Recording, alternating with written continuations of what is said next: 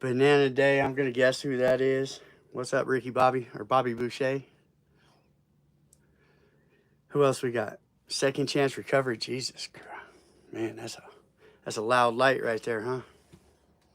My God, that's a little bit better. Maybe.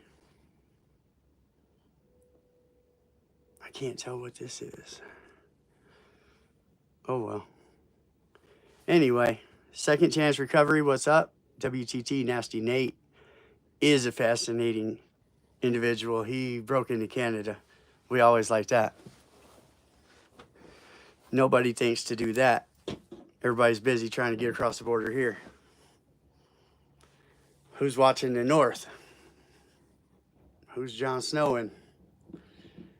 There, that's better, right? Not even gonna try that one. Yeah, I am. Sephardic one. Boom, nailed it. Yep, that's me for sure. All day long. As if my name was Todd. All right. Sorry, I'm running late getting everything set up to do this, so bear with me while I clean my glasses at least. Shit. NorCal, what's up? Kyle V, what's happening, dude? Poutine is it really? I don't know. It's cool. It's kind of, everybody should try it. And then they should know what it is afterwards. But not before. What's up, Robert Woolley? Yes. 100%. Rest in peace, Ventura Rob. What do we got? We got, magic number 69 up in this place. All right. So we'll get into that. I don't really want to hold back too long. I've heard a lot of different rumors, seen a lot of different rumors when it comes to how Rob passed away. People have been, bumping their gums and in the rumor mill about OD or things like that. There's nothing like that. Rob was going to have a procedure. It's a very routine procedure, but it is a serious one for his heart. He went to the hospital and they took him off of his blood thinners so they could do the surgery, and they sent him home. Rob don't live close to anything. I mean, it's a 20-minute drive just to go to the store. And he's sitting with a friend, and he says, something's not right. I'm having a stroke. And then he goes down, I guess. He got the clot buster within an hour, but it was like towards that hour.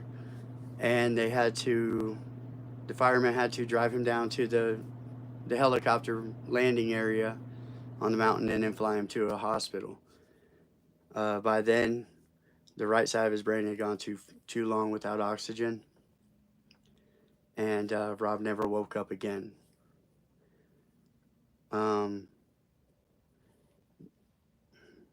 He was an organ donor, and they attempted to donate his organs, but there were too many clots throughout his body, and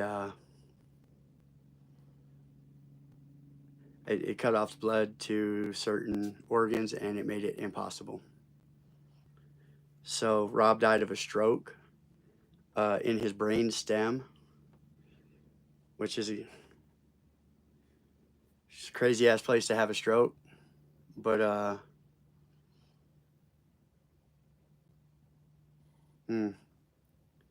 but yeah, that's what happened with Rob. Rob had a stroke. He did not. There was nothing nefarious about it. When you play hard, you pay hard later on in life, and that's kind of where we're at. That's where I'll be. That's kind of where I'm at. So it is what it is. Big Rob, I see you in the house. I tried to call you earlier. I got something in the works right now. where it's going to be a, say you, Ike, and if we can get Bobby on board. Yeah, Ike's idea too. So, yeah, Big Rob is a big loss. Uh, or Big Rob. Why do I keep saying that? Big Rob, I'm not trying to curse you. Rob is a big loss. Losing Rob Smith, Rob from Ventura. We talked a lot. And he's that friend, like, no matter what, you're feeling like shit, that dude calls, he's a ruckus. But he's going to make you laugh. He's going to bring you out of it. And you're going to move on with your day. And now I don't have that. I do, but in the form of A-Train, who, you know, hangs out in Alaska a lot now. So, yeah. Oh, there's Ike right there. Yeah. So, yeah, loving life out of California, Big Rob, no doubt. No doubt. It's cool not to have to pay for plastic bags. That's a big thing. Nice poster. Yeah, that's cute. That's cute. This one right here, that's your dad. You know, Stockton for sure. Hey, Stockton's been going through it. Y'all been going through it. I can't lie. But I've also heard Tiny from around the way has been hanging out over there. Come on, guys. Tiny done told his kid to talk to the cops when it came to that mall shooting. Yeah. He told him to cooperate, but it's his kid, so I get it. And his kid actually was taking up for himself and, like, defending himself. So I don't see why he wouldn't anyway just say, hey, man, I'm defending myself. But Tiny from around the way.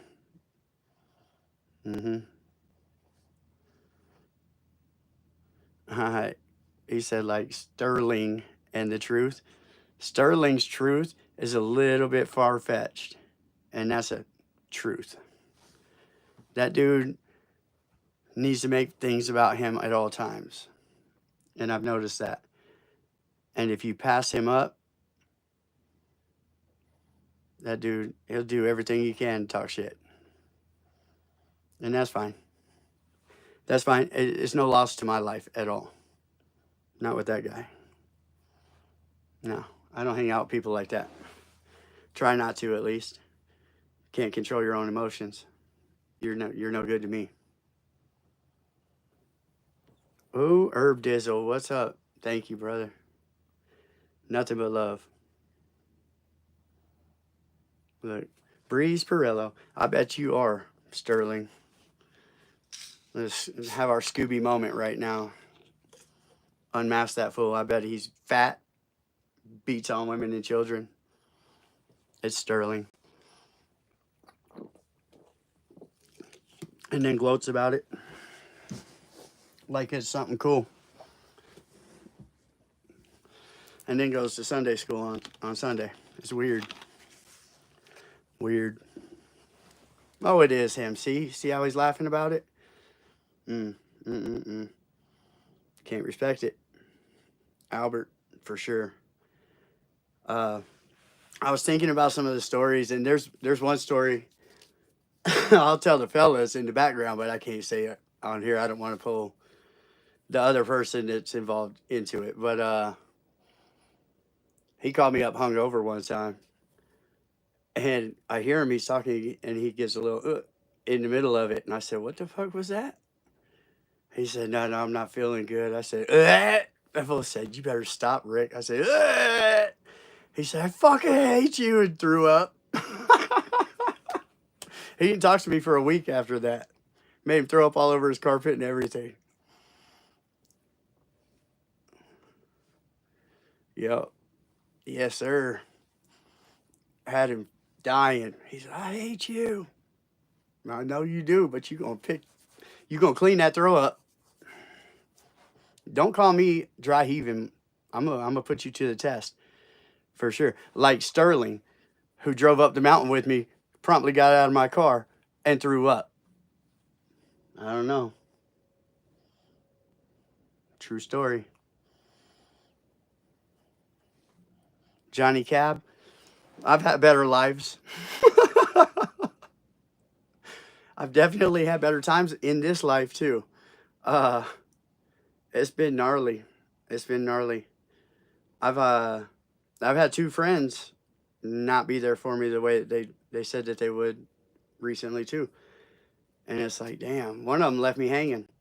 Like we're gonna have to find a new spot. You know, we were all good. We were paying.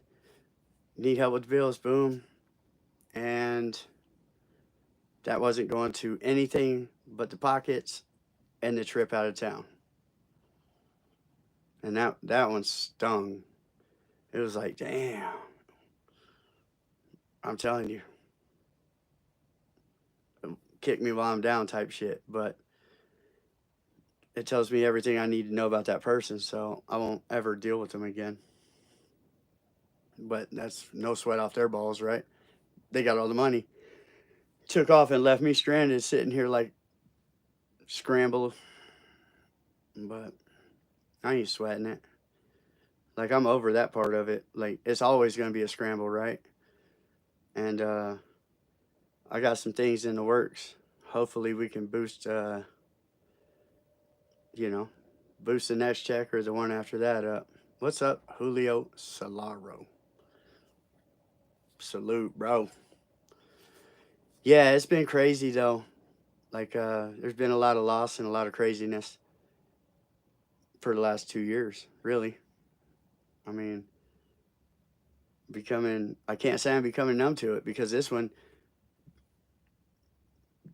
last whole like month really is tested my ability not to take people and send them to the upper room, first of all. Uh, but it's testing my patience. It's testing everything. But I get to see Scarlett. Scarlett, I love you. You should not ever be watching this. And if you are, this will be 10, 15 years from now when you're old enough. But I get to talk to her and see her, and that kind of puts me back on the right path, you know? Uh, there have been people that have been nonstop, constantly trying to get a hold of me in the background to see if I'm okay. And if I blank you, I'm just not feeling like picking up the phone right then. Like I'm just not, you know? Like you got to think everybody wants, and I appreciate it a lot, but everybody wants to call or that has my number or get at me and say, hey man, you know, what's going on? Are you okay?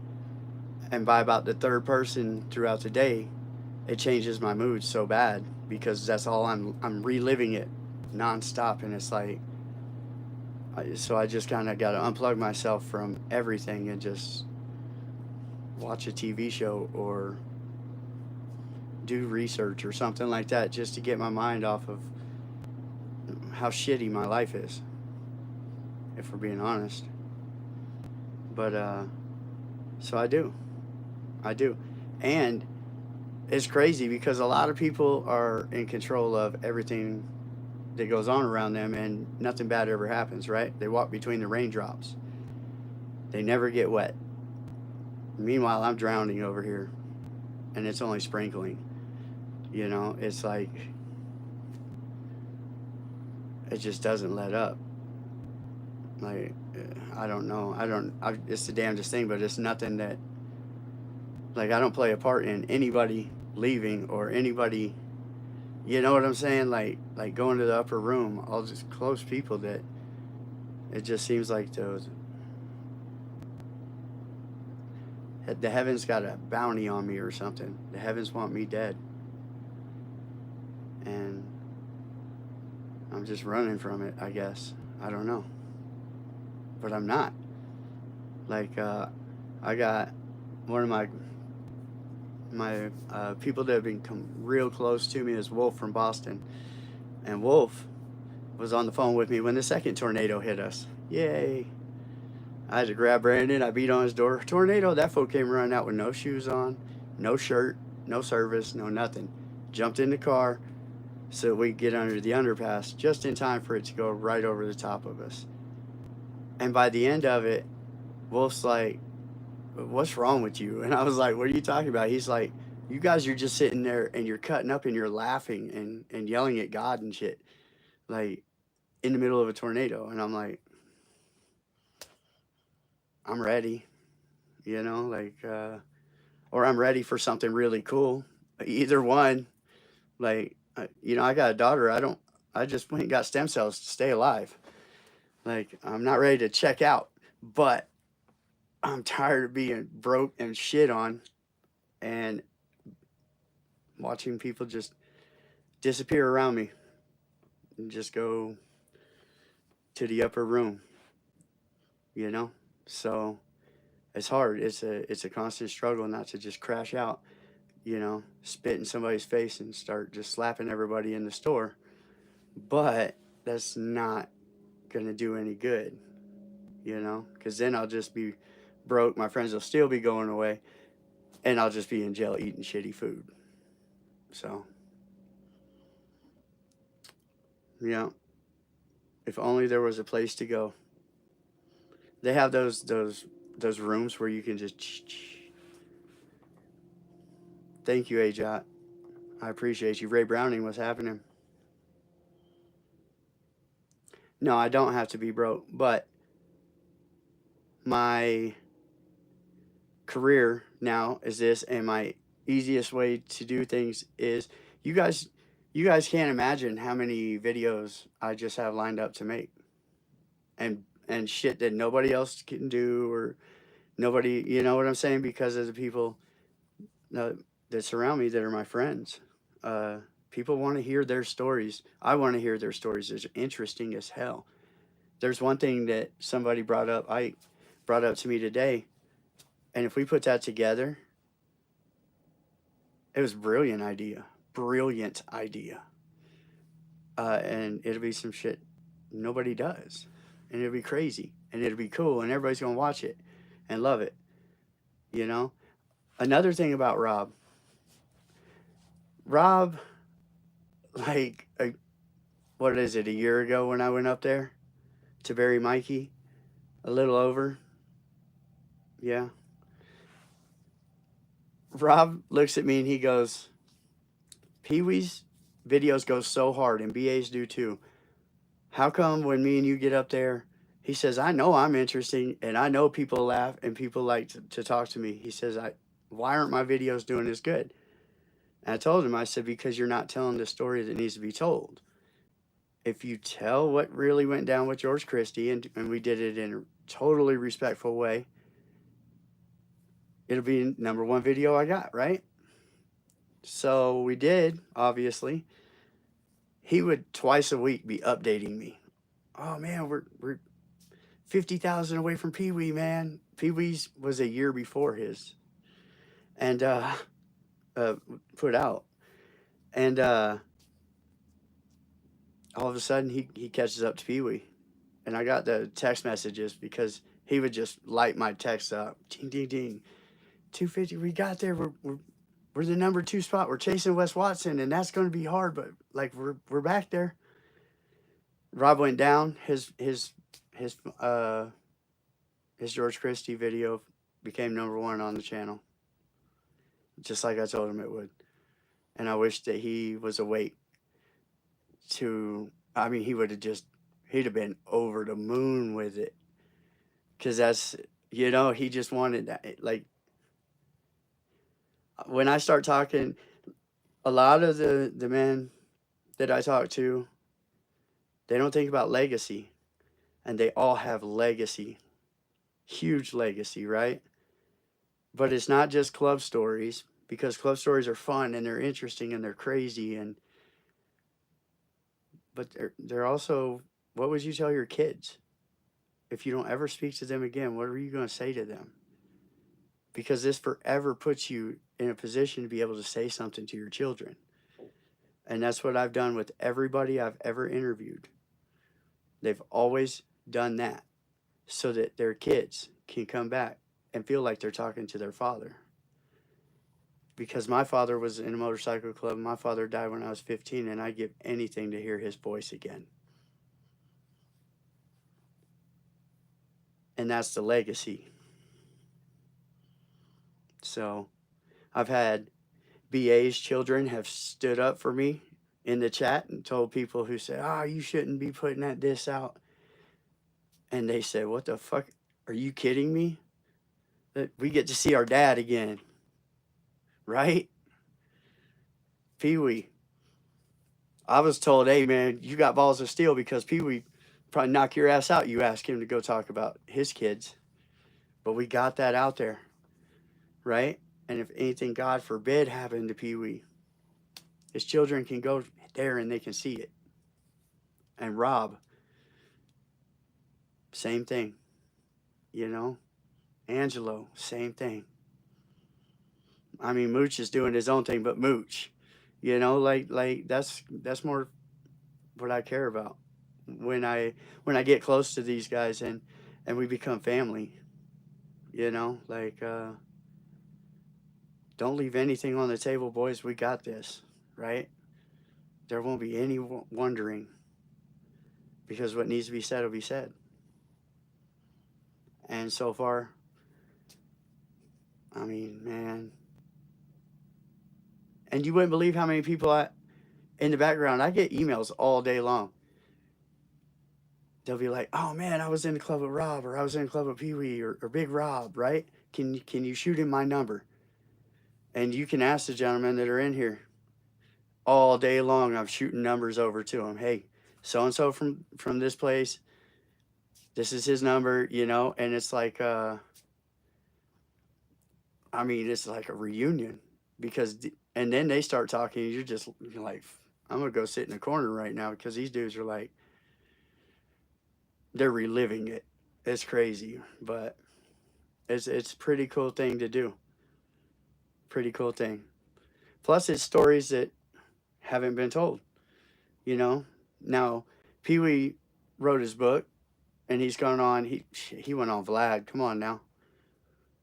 But Pee Wee hadn't talked to anybody and wouldn't talk to anybody until he came across this little guy from Vegas who took up for him, went through his paperwork with a fine-tooth comb, and showed that he was a stand-up individual the whole time, you know? And in return, he came on here. And I'd known Rob from Ventura even before that. Me and Rob were talking so much longer than that, like years. And he used to, "I'm not getting on there, fuck that, I'll never do it." They all do that. They all give me that song and dance, right? Mm-hmm. Bobby the Dirt. I like it. I love it, dude. He is too. He is a scumbag, but he's a decent scumbag. It's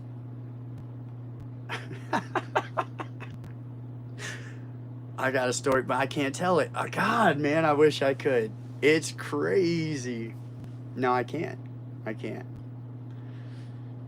It's nuts.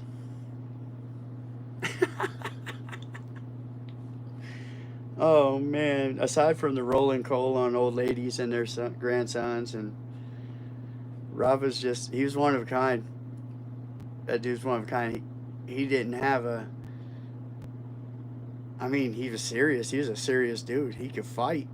Ask Todd. Uh, but like he still would be joking right afterwards or something. You know what I'm saying? And before, and like probably during. Like that's his get down. Zach, oh man, I'm alive, but half living. You know, like I don't know. I don't know. I'm just trying to get it together. I need the universe to get it together. You know, just give me 10 seconds to breathe. Oh, Todd said I better unblock. Yeah. Tell him to keep his eyes on the road. Not that tall can. Yeah, I will, but like there's so much that's going on. And I'm doing a video kind of detailing everything in a chronological order for the last 18 to 24 months. Uh, there's so much. It's just like it's a mind fuck nonstop, dude. I've held two people. Well, I held one and watched the other one die in a different accident after I couldn't save him, and I'll tell you guys all about that too. Uh, but I mean, then I, pulled the move with old boy in the Lexus because he lived, you know. So we got us a little scumbag in us too. But it was the decent thing to do is up front with him, right? Like, hey man, whatever's in here, I don't know, but I'll take it out of here for you. But you ain't never gonna see it again. You understand that, right? And if he just said no, I'd have put it right back in the back seat. Not my problem. But yeah. Yeah, I'm trying. I'm trying. I try and keep myself busy. I got something big going on. I'm gonna be a TV star. Woohoo! So we got something in the works. Not in the works. It's happening, but it'll be coming out. I don't know. We'll have to wait and see. But yeah, somebody must like the way I get down. The way I talk. I guess my lingo, just me. I'm cool with that.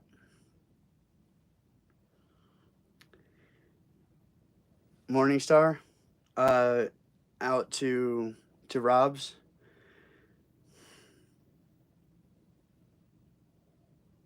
I don't like to telegraph my location. That's first off. Uh, you know, like that. It hasn't fallen on me that's an area where I might have a little bit of animosity towards me. The Jareds from Subway in the area don't seem to like me very much. Shout out to Slick, piece of shit. But I know Tattoo's not in that area anymore because, but we don't spike the football. I mean, I know where he is. Oh, shout out to the person that got a hold of me about him in the background who hasn't gotten back a hold of me yet.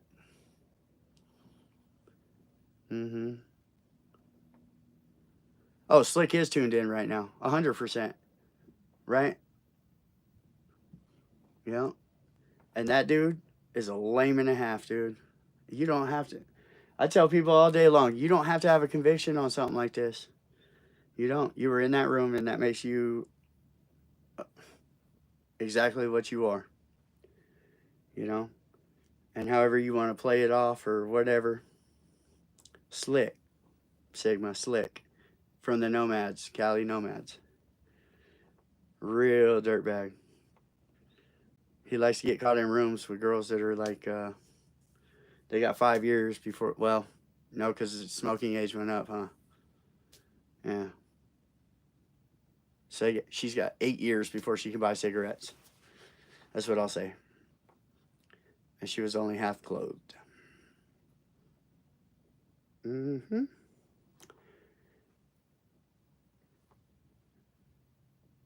My new news updates yet. Yeah, for sure. Basically, ooh, look, who caught him? Look, hey, and Big Rob don't do that. You must have really said some dumb shit. Let me see what you said first of all. Oh, well, I don't. One of them, yes. The other one, not so much. Maybe the guy who's on his way out, 100%. Yeah, but we're not gonna go there. We try and keep away from all of that. They're all dirtbags to me, but I like the one guy. The one guy that, somebody puts 8 of them downrange towards him, and that dude still, you can't teach that. Either you got it or you don't. Or you don't pop up with your mad face. I mean, shit, dude. He's like that. We can all go get in that situation right now and find out who's like that. I promise I am. He's like that. And you got to respect the hell out of that, dude. Hey, shout out to the Dr. Pepper. Yeah, hey, let me get lifetime supply of Dr. Pepper, man. Problem is, you wouldn't know where to send it every couple of months as my life just disintegrates. I got this badass studio I just put together. Went to the dollar store and got me some subway tiles. Spent days meticulously X-Acto knifing these damn things. Don't mean nothing.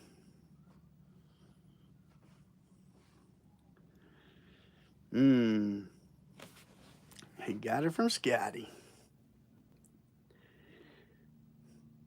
It's probable. Where'd I get the calendar from? So, I did not. I got this one. I traded to Rob. Because Rob wanted one that had, like, I got tons of stuff like this. Let me think. Rob wanted one. I forget who was in it. Oh, maybe it was Whitey from Dago was in it. So Rob wanted the Whitey from Dago. I said, oh, well, you got to give me the one with Flash because it's got Rain Man on the cover. And then we got Deacon up today. Deacon from Oakland. Yeah, you can kind of see it. Old Deacon. Yeah. Then we got a little Pee Wee over there. Little Clayton Bigsby. Shout out to my boy Clayton.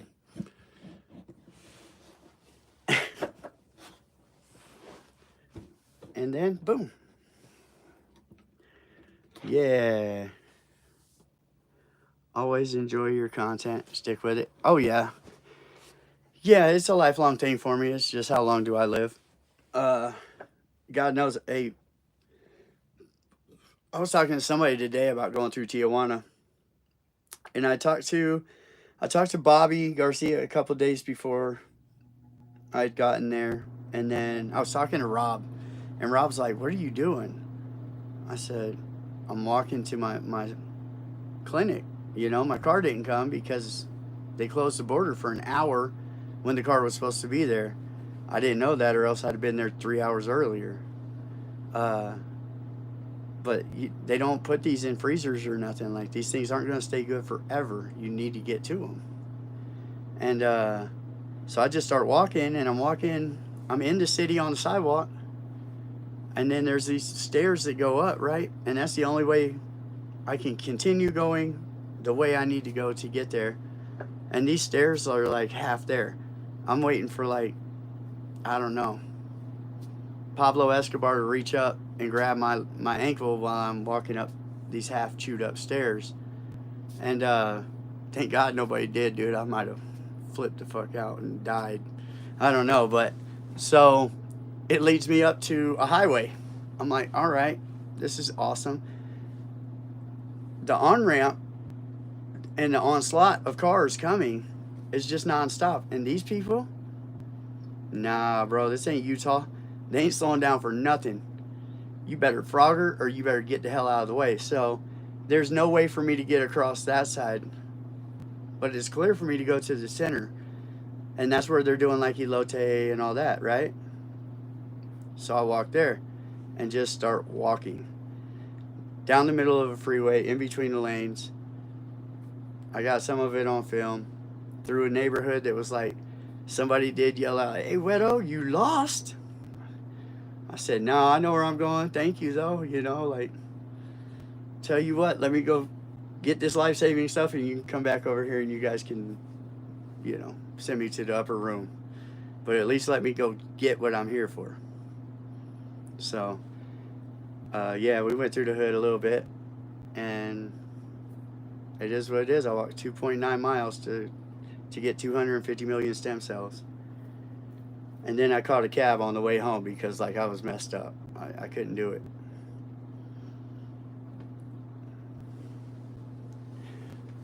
I got the video. I'll put it out. I've put some of it a little bit out, I think. Maybe not. My eyes roll back in the back of my head, dude. I got the chills when I'm coming back across the border and I'm walking to my car and I'm watching myself and I'm like, I remember it, but like not the best. And I'm walking, you see me do this. I'm like, oh my God, dude. I was about to pass the fuck out right there. Yeah. My ex wife's husband got me this. Shout out, Justin. I still love you. That dude been married to her for 10 years. I was only married to her for 3. Yeah. Me and him became good friends. Players Club. Yeah. You know what? He was actually wearing it when he walked into the house, too. I was like, man, that's a dope hoodie. And he's like, I was like, bro, no. And he wouldn't say no for an answer. Like, me and that dude, we're cool like that. Yeah. Oh, I did have an angel for sure. Or they looked at me and they're like, that's one broke down white boy right there. He walks kind of goofy and he definitely talks weird. So we're just going to let him slide, I guess. He must not be all there. So I got to see all the sights, that's for sure. 2028. Hey, I'll take that. I'll take that. But I'm a Bill Clinton type of president. Y'all should know that. Yeah. I feel like everything he did was acceptable and perks of the job. You know. Have you seen Hillary? Oh, let's stop talking about all that. There he is. I'm telling you right now, though, my world is slightly less fun right now without having Rob. Because me and Rob, we were doing all kinds of things together, too. I put him onto the shampoo game, and that fool was trapping ladies' shampoo and makeup out of his trunk on the mountain, is how he put it. You got me trapping lady shit on the mountain out of my trunk. It's fun. You get money in, you get to be the hero. They'll pay for you bring them good eyeshadow or good shampoo, dry shampoo, stuff like that. Women will pay whatever for that stuff. It's crazy. It's crazy. But try and get a tank of gas out of one of them. No bueno.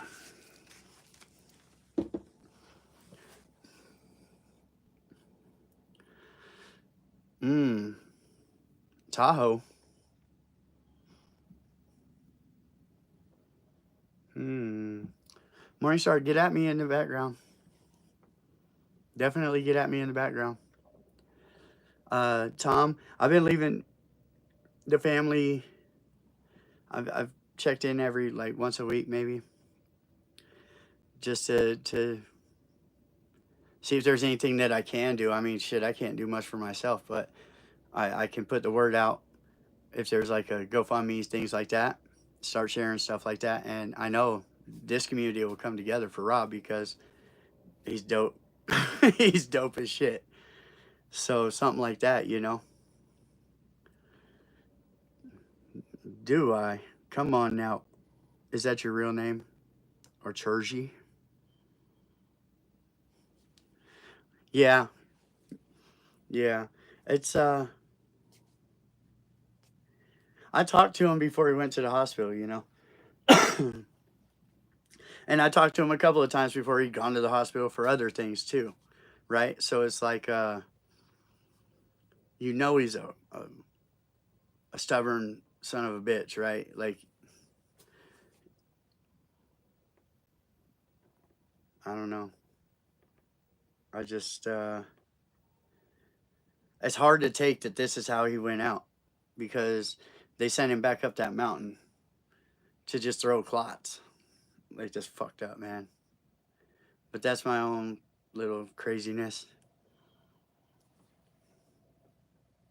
Yes, sir. We sure do. We sure do.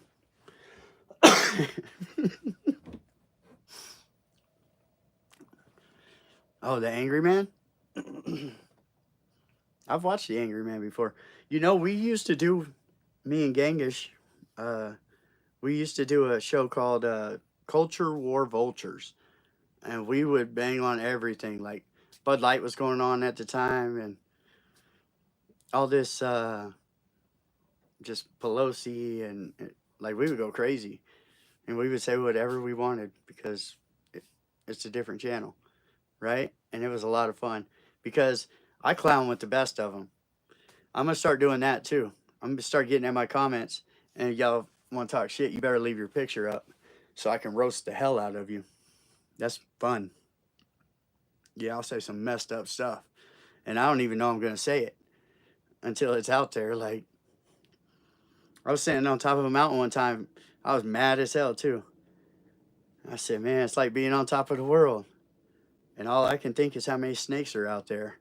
And like I didn't even know I said it really until 3 months ago. I was going through old footage and saw it, and I was like, yo, that's dope. Oh yeah. Yeah, I'll get at you, Tyler. Graybill, huh? Oh my god. He looks like the young uncle from the Munsters, homie. Doesn't he?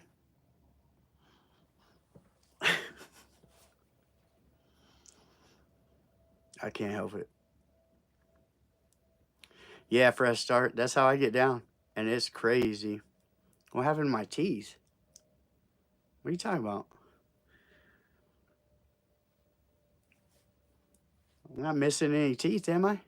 Oh, you talking about these bottom ones that throw up the west side? Homie, that's how they get down. Yeah. Oh. Oh, Rob. Rob. I'll superimpose the bull out of the picture. And we'll put her underneath him. He also wrangled an alligator. That might be the easier one to do. Mm. He gonna learn not to mess with me.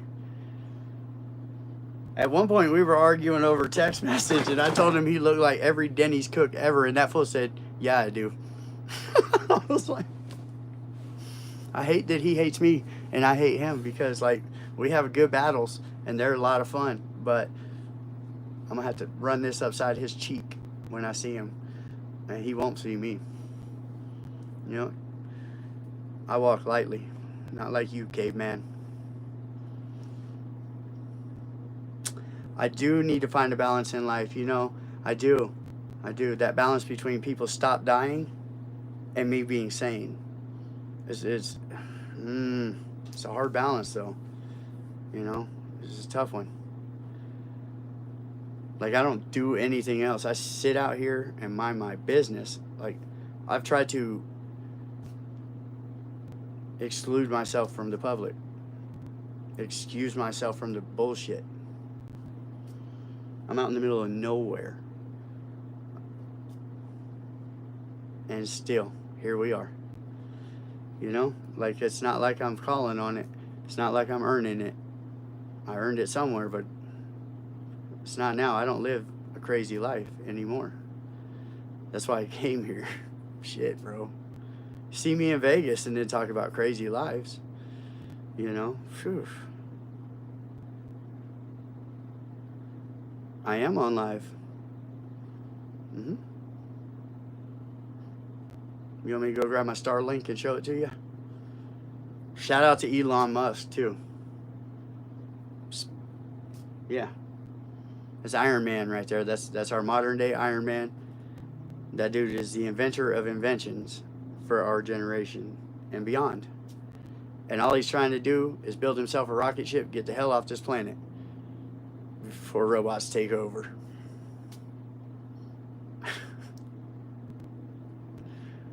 God, I feel that. But I don't even want to go to a different planet. Why? Yeah. Yeah.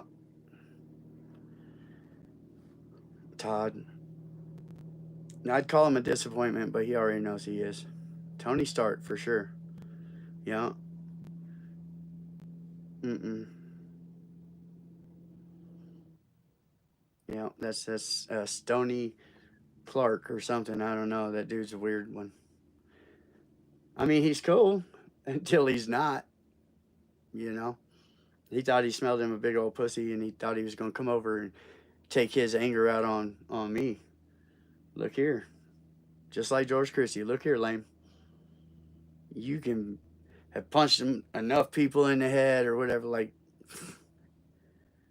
nobody's scared. Nobody's scared. Plus, then he tried to talk about the yard. I said, hold on, fool. Hold on, Todd. What do you know about the yard, homie? You can't talk about the yard. You need to leave that be. Talk about what you know. Riding bulls, slapping women. That's your alley right there. Oh, getting drunk. And we'll leave it at that. We're just not going to go that deep. Unprovoked. How about that? Oh, my goodness. Look at what you're starting over here, Big Rob. I told him. Are you saying you didn't want a plane ticket? First off, that fool can't afford a plane ticket. He can't afford some class, right? How's he going to afford a plane ticket? And I'll buy my own plane ticket because what he said to me is unforgivable. And he's got to see me about that on my terms when I'm ready, when I come out there. And he will. I promise. You guys all have my word on that. We're not saying who anymore because we're just going to leave it alone now. One day. Yeah. One day. But yeah, that dude's a lame. He's a punk. Straight up. To think he used to sound cool. And he was cool. Like I stayed the night at his house with him and his kid. Both dope as fuck. And then the real one came out. Like, I don't know. He was holding it together. And then the idiot had to just come out and, dangle his weenie in front of nuns or something. Like, that dude's he's just a complete life crisis. And I'm a life crisis, but that dude, man, he's a shit show. So,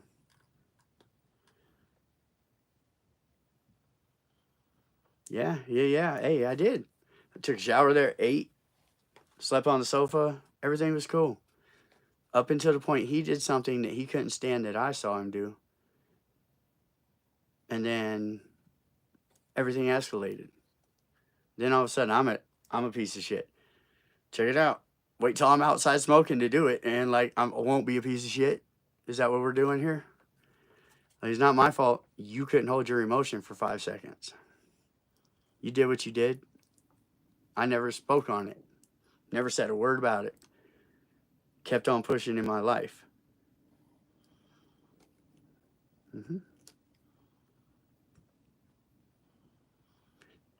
Oh, there's only one. Yeah, in my no-no spot for sure. For sure, I think so. I don't know. I woke up satisfied and he woke up smiling, so I don't know, man. Maybe.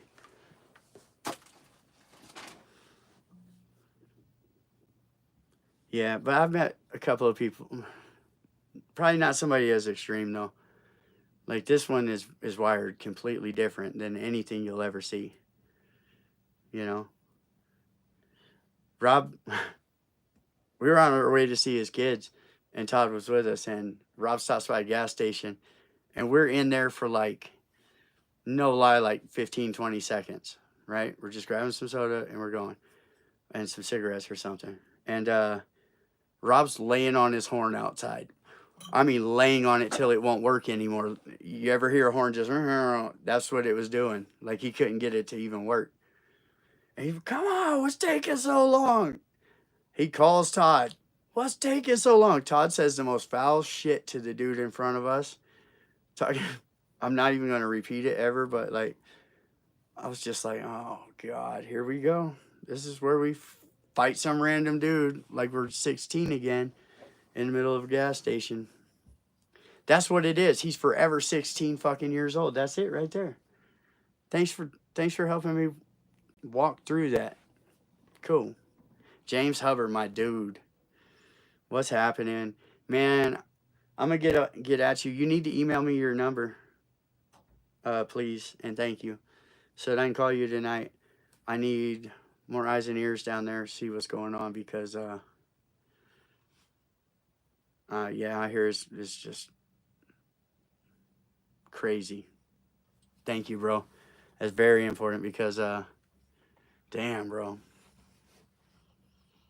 There ain't nothing that can be done about it. It's on though. What's up? Fuck your couch. No, no, that's not fuck your couch. He says something a little bit different, right? If you ask him what color Powerade he likes, yeah, and it comes with an H, a white. Mm-hmm. That's funny. I don't care who you are. You can say it. Color Powerade does he like? He likes the white.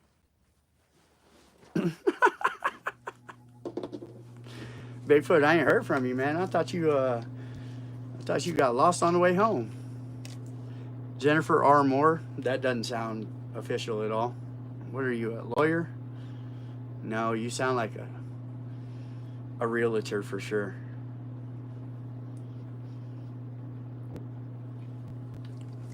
Yeah, only realtors and strippers use their middle initial when they're female. And attorneys. But I'm going to go with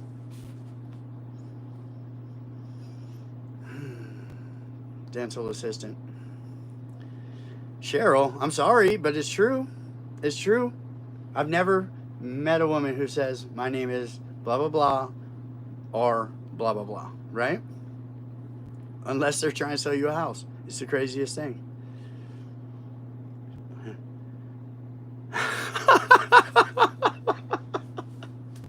No. She'd be selling the good houses. I promise you that. These women can, hey, I'm telling you right now, they are banging houses out left and right. Just boom, boom, boom. Just selling them. Because they know everything about them. Most of these women go in there, design them, because it's their real estate company. So they'll buy low, fix it up, sell it high, like they do on the TV. So like, and these women, they get into that, the tile and all that shit, man. They're better than me. Yep, they're closer to Jesus at being a carpenter. With Sticks? Where is Sticks anyway? I ain't seen him in a minute. He is for sure. Jennifer Armour. On Tuesdays in Utah on the res. He is definitely Jennifer Armour. Bone Crusher. Hey, I'm telling you, Hashem. Biggest bone crusher I seen on the yard, man. Snoop from White Fence. He a sword, and that's when all the bad blood was starting between the Nevada car and the 213 car and all that, and Snoop was just like, hey, we're all Sereno, fuck it. We're all Southsiders, fuck it, right? And he pulled that thing out right under the tower. I was like, oh my God, dude. That thing right there, it was a walking stick with a point. I don't know how to explain it. He could have ran through 4 people if they were standing next to each other. It's crazy. What club am I in? It's a different kind of club. It ain't, yeah. Well, we ain't even gonna say nothing about that right now either, because that's got its own problems for me. Shout out to all my bros on the yard though. I love you guys. just, I worry. I worry about the ones I worry about. And I'm going to be doing that story soon too. And everybody knows how I feel about Little Dog with JT. I said it on the last live, but this one's going to stay up. About Little Dog putting a hit out to take out my, like, me and JT, we had a house together and for years, and like we came up in the streets together. Like JT was my road dog. He was cool. And I guess he messed up somewhere, and he got put out, and they went after him, and eventually he was sent to the upper room. And so I felt some type of way about Little Dog, but the way Little Dog went out on Ely was immaculate for a warrior's death. That man went out like a soldier. He did. And I can't, you know, I can't deny it just because I feel salty about what he did a few years ago, you know. Plus, while he had a day left before he expired his sentence in Southern Desert, and he just took the unit for the day. He just took the unit and said, "Yeah, it's my unit. Do something about it." And then he left. So Little Dog's a knucklehead, but rest in peace, Little Dog, I suppose. Rest in peace, Muggsy, Lil Sin. You know, there's a lot going on up there right now. It does bring the boys to the yard. That's a fact. That's a fact. But it's Nevada's crazy right now. You know, that stuff all popped off, man.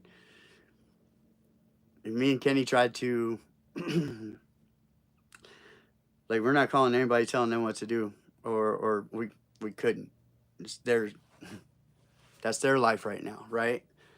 We just try to make it the easiest route possible to nobody dying anymore. And when Kenny passed away, it just,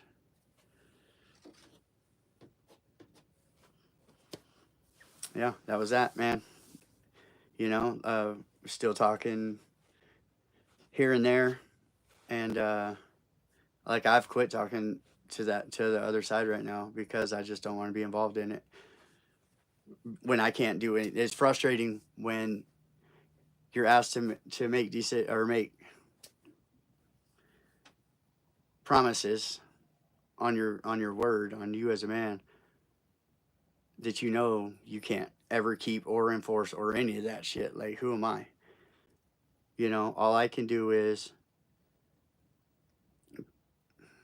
try to give the best advice to the people that I care about without sounding like I'm doing anything nefarious or RICO worthy. Like, I just tell them, hey man, look, don't trust anybody. Don't trust anybody. Don't trust anybody. Have 3 layers of protection between you and any of the outside public while you're on the yard. You know, like, you know how to move militant, and they all do. You know, there are some that have real good qualities, though. Some that I'm very impressed with. They're just impressive individuals. And I haven't known them that long. Shout out Checkers, who got out. I talked to Checkers. Checkers doing so good in life. He's changed his mindset, right? Shout out Checkers. Shout out Skits. Who would have known? One of the smartest individuals I've met in a long time. You know, very savvy. You know, so like as they come home or they're let off lockdown, they're able to make phone calls or whatnot. Like I've been meeting the next generation of our group, and some of them I'm not very impressed with at all, and some of them I am highly, highly impressed with as gentlemen gangsters and warriors, and they know the weight of it all right now because of what they're doing, what they're going through up there. That next generation is going to war right now, and that sucks because they're going to war with like our closest allies. you know, like 30 years of business together, 30 years of making raw money together. Like, there are Serenos and Southsiders I got so much love for. Peanut, shout out Peanut from Little Locos, my motherfucker Dreamer, Chino, you know, like, these are my dudes, right? And yeah, like we come up, done we've done crazy stuff together for years, for decades, and now everybody's telling us that we have to hate each other, and I don't get down with that. A lot of them, you know, don't either. So yeah, let the let them have at it. Whoever wants to have at it. Uh, and I'll do the story on that, and we'll talk about it a little bit deeper, and talk about all the bullshit that went down, basically, that caused. You know, if you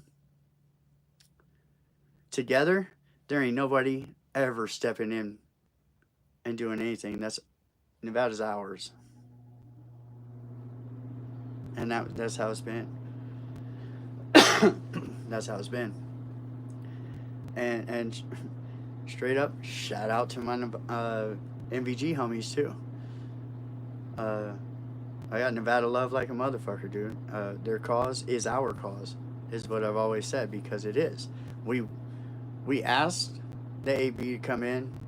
Uh, you know, we asked to become AB basically when we first started, and they told us no. And that's what popped it off. Like, all right, cool. We'll show you how we're gonna do it a little bit differently, a lot less chicken hawk, right? We're gonna take care of who we're gonna take care of, the young scared white man, and we got to doing that. And then when we got to the feds, it caused issues, and hokey pokey turn people around happened a lot. So I mean, it's crazy. Why it says February 2006? What you talking about? Oh, does it, Dave? Yeah, it does. You ain't lying. Like, we got wild horses running around everywhere. We got wild women running around everywhere. We got their exes chasing them, talking about, have you seen Tina? You know, and everybody's on drugs. Like, yeah, Nevada's wild, bro. It is not for the faint at heart. That's for sure. And when, you know, when you and your three buddies come out of your office job talking about, we're going to Vegas, they'll never see anything like us. Bro, we've seen people like you our whole lives. You're the dude passing out at the bar while I'm lifting your wallet, right? And then I'm buying your girl drinks with your money on the way out. We've seen you before, Bubba. We've seen you. Wild women. Listen, the women will eat you alive from Vegas. They are gnarly, bro. Gnarly. Mm. Shout out to Roach. My God. She dismantled this one dude, Poncho, real bad. But he deserved it because he was playing mind games, and I tried to tell him. I said, hey, she's for the streets, homie. And not in a bad way, not in a, you know, I'm for the streets. They make sidewalks for a reason. The streets ain't for everybody, right? Some of us are for the streets. Roach for the streets. Poncho's not. He thought he was going to play mind games with his new girlfriend, Roach. Boy, she dismantled this dude's whole get down. His whole mind had him broke. Broke him. And I kept telling him, I told you not to fuck with her. I fuck with her. She's dope as shit. That's my homegirl. But in a real way, huh? Like, yeah, bro. Some people ain't for it. But I bet this, you ain't going to find me in no fancy-ass hotel when I'm in Vegas. You'll find me in the hood, in the trap. It's crazy. I'll show up at a place you never believe I'll be. It's wild. Because that's where I grew up. Most club wars are over women. That's a fact. I can't think of many that aren't. Yeah. And inter club beef, all of that. All over women. And some of them are some skonka looking ones too, man. It's like, oof. She must be a barrel of fun somewhere, but not here. because she just looks like a barrel. But hey, not my business, right? Uh, a lot. They tried to say that Most Envied Hell's Angels started over a woman. It didn't. A woman was there, uh, but it wasn't over a woman, if that makes sense. The gay clubs, I don't know. I don't know about gay clubs. We do have the Fruit Loop down there by the Hard Rock. Yeah, you can go down there. You can get, torn up all night long if you like. If that's your thing, man. We got like, they call it the Fruit Loop because there's a bunch of bars down there. Like the Blue Oyster, basically. That type of bar. Allegedly, not even allegedly. That's true story. Yeah. Yeah, they got all that, man. Hey, that's me. That's me. Leave some of the Northside tortas for us, fool. Mm-hmm. Yeah. I like me. I like meat on my bones. I don't know, man. I'm sorry. I like me a little form. Mm-hmm. I'm a nasty motherfucker though. So tunnel snakes. Hey, check this out. I went down into the tunnel. I got a picture. I went down with this girl and her boyfriend. They live down there, and there's like this cult shit going on down there. And we hit this corner, and there's this girl. She's naked. Everybody's got a leg and an arm. A voodoo bag, right? And they're trying to boof it. So I ring the Mousecatool for a second and grab that naked bitch and run the fuck out of there. And it sucks because it ruined it for the people that live down there that brought me into there. But like, sorry, I can't help who I am. So we're at McDonald's and I take this picture of the girl. She's standing next to the McDonald's and you can tell she's stressing. And then like the spear is in the background. It was a crazy ass picture. It was a crazy ass night. But I live crazy nights. Like it's kind of just how I've always been. And I don't even got to go after it. Yeah, the Truman Show 80, James, for sure. At gmail.com. So that happens and it was a wild night. But it was a great picture. And then we can't talk about the story and there's no footage. So it's like, ugh. You know? And she said, man, they would come and they would try to actively kidnap them and drag them back down to the tunnels. Man. Yeah. You know, her boyfriend they called Satan. He was black. They call him Satan. I said, I can't call a grown man Satan. What's your real name? He said, James. I said, all right, Jimbo. Turns out black men don't like to be called Jimbo either. But yeah, it was a fun night. It was a crazy night. And I don't go down in the tunnels for nothing no more. No, sir. Let them be them. That's their own get down, right?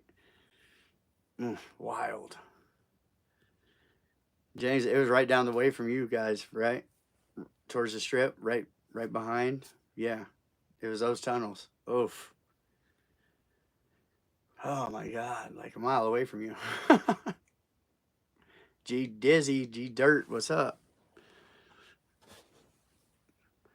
So in Las Vegas, look, the desert, when it rains, the water doesn't go into the ground like it does everywhere else, right? We have hard caliche rock. We have solid stone underneath the the dusting of dirt that you would have on the surface.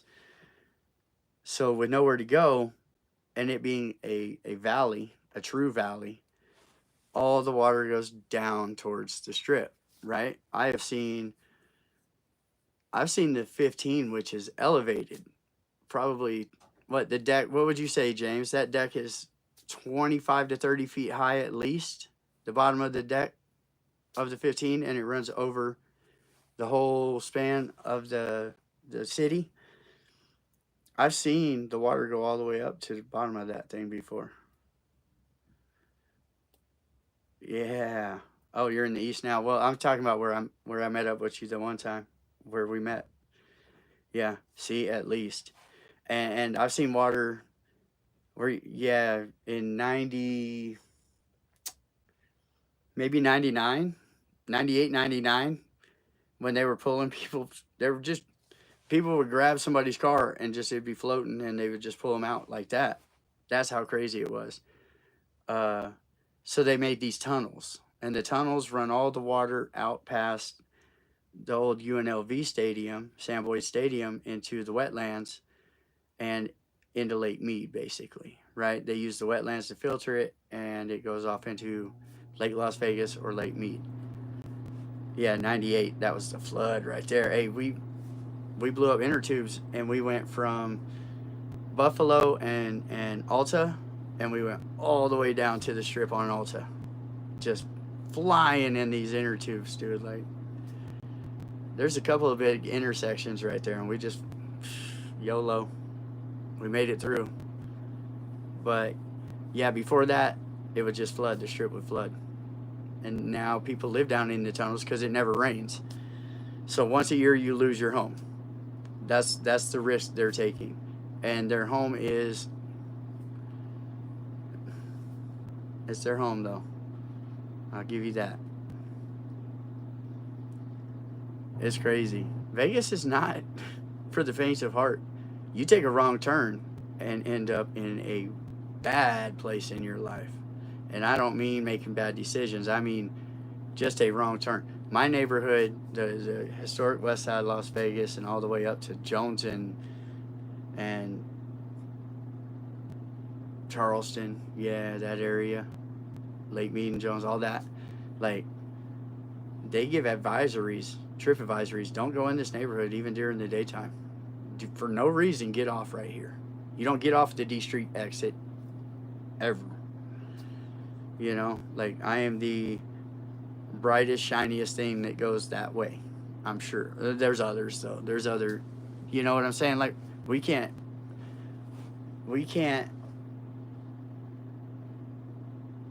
pick where we're gonna be raised or any of that. I was raised over there, and then on Charleston and Jones, in the hood, a little bit over off Bonanza, with White Fence neighborhood. Like, I've always been in the dog ass neighborhoods. Well, we were in Buffalo and Lake Mead one time. We had an apartment out there, but all we did was bring the riffraff up there. You know, we can blend. That's the other thing. We blend very well. You know, and it serves a good purpose. When you're done with that life, which I've been for 15 years, you just become normal. You just walk away, you know. And Vegas, it'll call on your heart for a long time. A long time. I still miss Dottie. I'll miss Dottie forever. You know, that's my bitch right there. But I just gotta stay the hell out of there for right now. Bro, me and Uncle got a shot he pulled on us at Cashman Field. Yeah. We, we live north. Oh, yeah. Yeah. Hey, Cashman Field's so dope, though. You know that when they have the big league games in the preseason, that's so dope. I jumped out on the field to get an autograph from Mo Vaughn back then. He goes, now you can go to jail. I said, you told me to come get it. Like, I was 15. I was like, Mo, sign it. He's like, come here then. I was like, pfft. Ran all the way over to third base here. Sign that shit, fool. Yes, sir. What did I have for dinner tonight? Jesus Christ. Hot dogs. Hot dogs and chips. Yeah. Healthy stuff, man. Ugh. This Brandon's cooking. It's not even my fault. Not my fault. Blame the brother. Hey, what's up, Sean? Long time no talk. No, long time no see. Yeah. Yeah.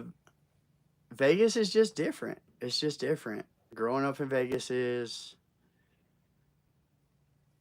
it's wild. I'll give you that. We never go to the strip. When you're like 21 or really when you're 18, you start working on the strip as like a busser or something like that, right? Like at least all my friends, and then we moved our way up, became bartenders, shit like that. When I wasn't going to prison, that's what it was. I'll tell you guys about the time Jenna Jameson fired me when she took over the club that I was working at. But anyway, that's kind of what we do. We only go to the strip to work. When you're 18, 17, you're on the strip fighting grown men, right? That's kind of the thing that we would do. So by the time we were 21, we were like, let's go to Red Rock, or I don't even think Red Rock was out back then. Santa Fe. We'd go to Santa Fe, to Texas, all that. Station casinos. And inevitably, there would be somebody just like us, but from a different school, because that's what it is. It's warring schools, high schools, basically in Vegas. Neighborhoods, yes, of course, but like if you go to prison, the black inmate population is broken up into certain sects, right? And it's not like everywhere else where you got Bloods, Crips, right? You got Northtown Car. Northtown Car that's the Vegas born black gang members, in prison. And it's a Nevada versus the world, is how we look at it, right? Like nobody's going to come into our state and tell us what we should or shouldn't do, which is why I have Nevada love. That's why I have so many Southside homies and Sereno homies, so this ain't disrespecting them at all. But I just feel the cause of the NVGs because they're doing the same thing that the A-dubs. How can you shit on it? I just want the Cali car and the NVGs, you know, there's a way for them to be cool and coexist. They do it on the streets a lot. They do it on the streets a ton. And I ain't giving up no game, but like, yeah. So why can't, politics are a motherfucker in prison. They're crazy. That's why I'm trying to keep my ass hell out of it for the rest of my life. Neighborhoods run everything in Detroit. That's a fact. That's a huge fact. But Detroit's got so much flavor, so much history, especially when it comes to the dope game and gangs, right? Isn't that where the GDs started, if I'm not mistaken? And then you had kingpins. That's where kingpinning started, really, for the black community. That's where a motherfucker came out and said, this is how you can do this. And you can be cold as hell doing it, right? So Detroit's got a lot of flavor. And they got some dope ass chili dogs too that y'all wouldn't know nothing about unless you've been down there. Yeah, Detroit, of all places. I went down there. They're like, there's two spots. You got to try both their chili dogs. Listen, those are world class chili dogs right there. But I got a lot of love for Detroit. And it's looking really nice downtown. It really is. People don't know it's on the Canadian border. I didn't. I was like, what are you talking about? That's Canada right there, dude. Yeah. Go figure. Yeah, yeah, yeah. I'm not going that way. I'm not trying. I do know this. The more I get involved in telling club stories, but doing it in a way where like it catches attention, right? Of like the feds and things like that. Like there's something pops off like in Nevada on the yard. Something popped off there. And I got put on a list and I'm like, what the fuck? And the feds are like, they're watching. They're watching, just waiting for the moment to show themselves. And they do. They do fucked up shit to you in the background. They'll pull you over for nothing. They'll have the local cops do it. You know what I'm saying? And like, they'll do whatever they want. They'll dump a beer into your seat and say you were drinking just to get you into jail so that they can confront you, so that they can come in and approach you, you know? So, like, I talk to people that don't talk about stuff, right? So I'm very careful about what I do and don't say for the most part, unless I'm just blazing a fool, like Slick from the Nomads, old piece of shit ass, you know? Then it's all out there, because fuck you, you know? But, so the whole going back, you like to say, hey man, I don't get in trouble, so I'm not going to put myself back there. But they can find shit to do and mess your life up. I promise. They threatened me for putting an ATF agent, his name, his face, on a video because he was, he was hitting that Peasel in the back of a tattoo shop by himself. But he's an undercover agent. Like, I get it. If you're trying to smoke it around people, like, to show that you're not a cop, that would make sense. But you back there doing it alone, homie, you're just doing dope. So I called it what it was, and the ATF didn't like that very much. And they pulled it down in the first 10 minutes. I was like, ugh. So I muted his name, I erased his face out of it, blurred his face out of it, and I put it back up. And that's when they magically had somebody who was a part of this story that I was telling that works with them, but he knew me back in the day. Shout out Bones. I don't care. Bones came correct at least with this one, and he got a hold of me. He goes, hey, they're pressing me to find you and get a hold of you and tell you, like, they know the IRS and all this dumb shit, right? Like, I'm not going to war with them, but I'm going to press it a little. I'm like, well, I like to make money on my videos. That's why I do them, right? And so they're like, how much? I'm like, I don't know, man. I was making maybe $200 a video back then. I was like $700, and I'm brand new to YouTube. Hey, my Cash App hit for $700, dude. I was like, damn, now I gotta take this stupid video down, dude. And it was a banger of a video. Yeah. Oh, yeah. And the ATF ain't the ones to play with. I remember Janet Reno's ATF. I remember Elian Gonzalez, right? Ruby Ridge, Waco, all that. I remember all of that. They came after us when I was 18, and they told my mom, if they look like they're going to run, we're just going to put one in their head and call it a day. Because they had a task force after us. And this was like 98, 99. This is 4 years removed from Waco. So there's a United States Marshal that's leading this task force. So I called him. I said, hey, I hear you guys are looking for me. And by looking for me, they'd knocked down 3 doors in the same neighborhood at the same time. Because they had a tip that I would be at one of these places. And I wasn't. But, so they knocked down all these doors. And when they said that to my mom, I was like, oh, man. They mean it. You know? And that marshal, he says, it's Friday. Don't get arrested before Monday. I'll meet you at this house. And I was like, and just you, man. And he's like, it'll be just me. That man walked through the door, and I kind of stood up real fast, and he's like, no, you're cool. Finish your food. You know, I'm eating like buffalo chicken fingers and fries because I ain't going to have that for a minute type shit. I'm an idiot. So I'm sitting there eating.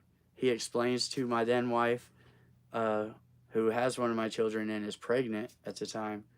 He explains all the charges, everything that's going on, handcuffs me in the front of my hands, puts me in the front seat of his car, and drives me to jail. The most decent law enforcement officer I've ever encountered. Kept his word the whole way. There wasn't like agents and shit everywhere when I came out, like, you know, like tasing me or tackling me or any of that, yelling at me, none of that.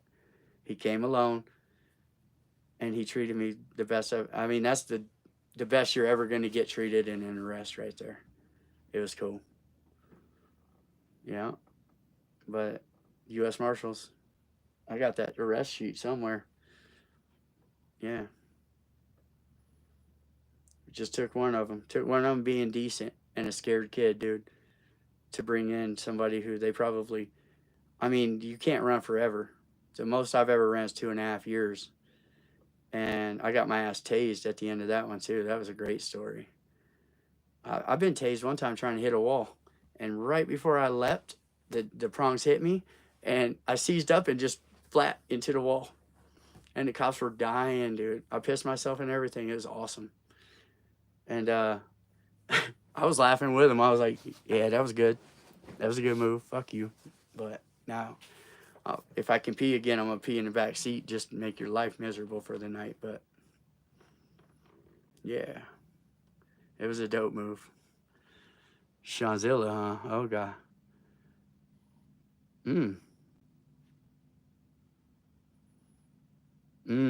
So, we got Detective Lou Roberts, in my first go-round. A real dick. When gang units started coming around, they were rope back then. Now they're called the gang unit, but they're just rope. All they did was take rope and put them, because I've seen rope run up on an old man on a bicycle and hit his ass with the minivan, right? Stop. Dude had like a misdemeanor warrant, but hella priors, and like he's going to work on a bicycle, and they ran his ass right the fuck over to stop him, and he didn't even know they were there. It was crazy. So rope's assholes. They put me out in the desert with no shoes in the middle of the summertime, and made me walk home out where Apex is, before it was all built up or anything. Yeah, they took me to Apex, took my shoes, and drove off because I lied to him and told him Ricky Price was dead. Not my fault. Don't come ask me. When they pulled up on me, I had no clue they were back there. They had followed me for 3 days, and I had no clue. Yeah. Everybody in a car in that parking lot was rope, and I had no fucking idea. It was crazy. I was like, damn, Rick, you're burnt, fool. And they showed me the clipboard, and it's Ricky's fat head. I was like, dope. He's dead. What's up, GT? Yes, sir. They took my ass right on out there. Yeah, so Seawood got hit. I heard Justin, yeah, and Juju. I heard he got, but he's fine. He's okay. I've heard some crazy Seawood stories, actually, about him and Soup. Somebody, something to do with a brush or a comb that got taken in the day room. Yeah. So I hope he's doing all right. I'm sure he's doing all right. Oh, I haven't met him, but I've heard of him. Yeah, I'm talking about Justin Owens. And then, see, it never made sense to me why they call him Seawood either. I've always said that, but yeah, they got down him and Soup. I wish Soup was in the unit when all that popped off, and I hate to say that because of the way everything went down. He probably might have lost his life too, but I think there wasn't. It was the unit. It was the right unit for the COs to allow it to happen. How about that? You know, we have 4 of us. Everything's good. There's no debt on the yard. Everything's good. Something popped off somewhere. It had nothing to do with us.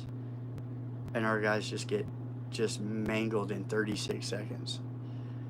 And the lone one, little dog, comes out, gets his money on his way out. But I think Soup could have evened up a little bit. Oh, you got 7-9? Yeah. No, that's been way over 20 years because my first back number was a 8-7, and it was 2001 was a 8-7 back number, and then In 10, I got a 104.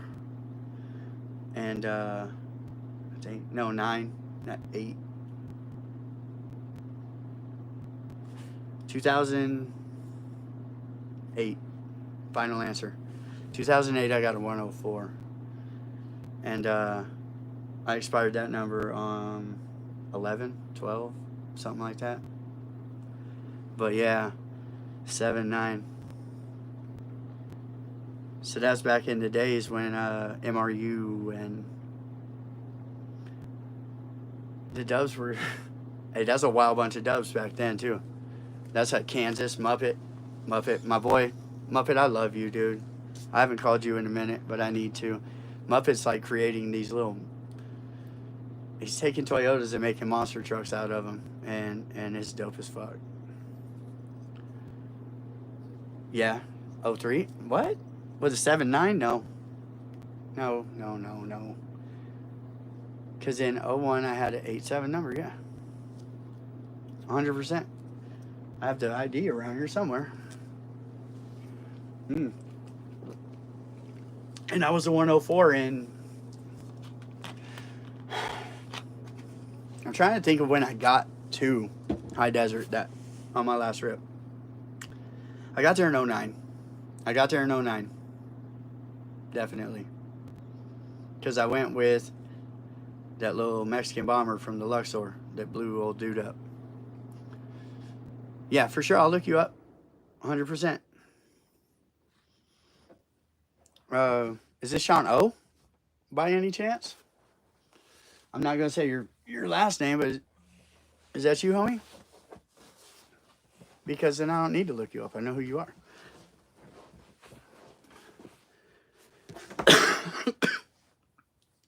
But I don't want to, like, put you out there, if you know what I'm saying. Like, so anyway, with the Seawood shit, they hit Knuckles too, I heard. Oh, okay. Uh-oh. There's been a couple of those. There's been a couple of those. Um, 28th Street, man, what's going on? What's happening with all of that, man? Like everybody I talk to, I got so many 28th Street homies, and like they just all tell me the same thing. I'm trying, dog. I'm trying to make sure that you're okay. You're not involved in this because but I'm on YouTube, so like people look at me like I'm some kind of a trophy or something. I'm not no trophy. Angel Boy. Mm, how is he? They gotta let that dude out sometime, right? So you know Houdini then, right? You know Houdini? That was Angel Boy Sally back then. Uh, I know Angel Boy. It was a cold move. The MVGs when they hit Angel Boy was like they drug every CO across the yard, and then they popped the door and hit Angel Boy. But Angel Boy, he wasn't. He wasn't. He. They forced him out by then. Is how I'll put it, because I won't ever say Angel Boy's out bad or went out backwards. Angel Boy put in hella work. He deserves better on his name. But oh, it was a cold move. That's for sure. It was a cold move. It was some movie style shit. It is hard out there for a pimp, dude. It is. It is, because we commingle so much. Like it's not like other places at all. Like everybody does business together. Everybody does whatever together. Right? And now they're warring, and it's like, man. Mm,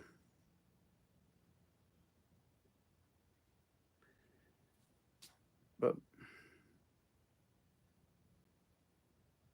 I don't see. It's just gonna take. It's gonna take time for them to say, "Man, look, I'm done." Let's.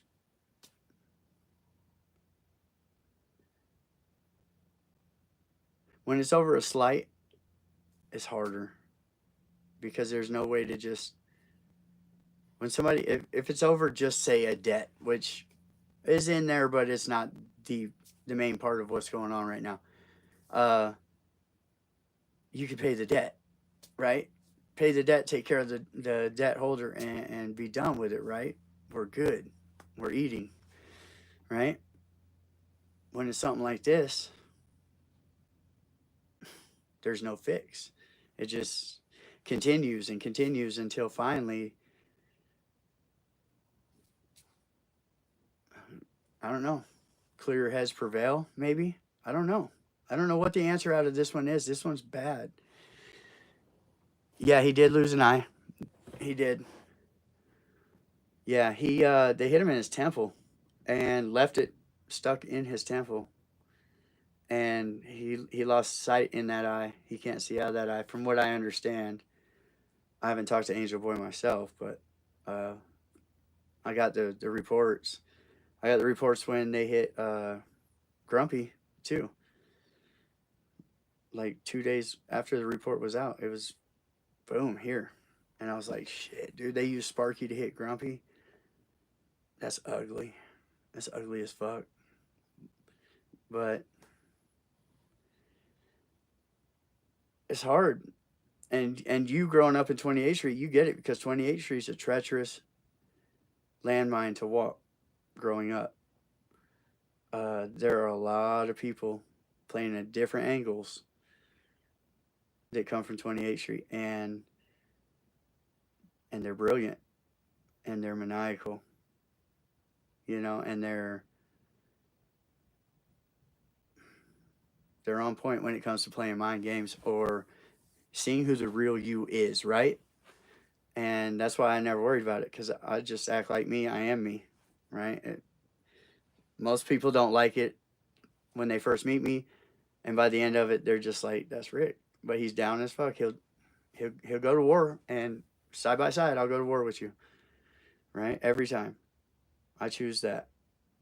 But I just like to laugh and be goofy, and OGs, gentlemen gangsters, they look at it like, something about this dude, and it's like, I'm not that bad, guys. I say fucked up shit at wrong times, that's all. 09? Hey, you know what? Colorado isn't the best either, man. Boy, you get into the wrong city with the wrong cops, and boy, they be charging you with dumb shit. They turn a jaywalk to a murder real quick. It's like, damn, man. But they got some cool laws out in Colorado, out in Denver. I suppose they took the apartment complex over, though. That's crazy. In Aurora. Yeah. I like that one. That one's a fuck you. A mainstay, It's got the Raiders. It's got Flash. I mean, come on, man. Scotty. Welcome back to Oakland, by the way, Scotty. I know you've been back for a minute, but yeah. Can you imagine being Flash's kid? Can you imagine I grew up around a bunch of crazy motherfuckers, dude. But, yeah. More power to them. Marianne, huh? Yeah. Reinhardt. Are you related to Temper?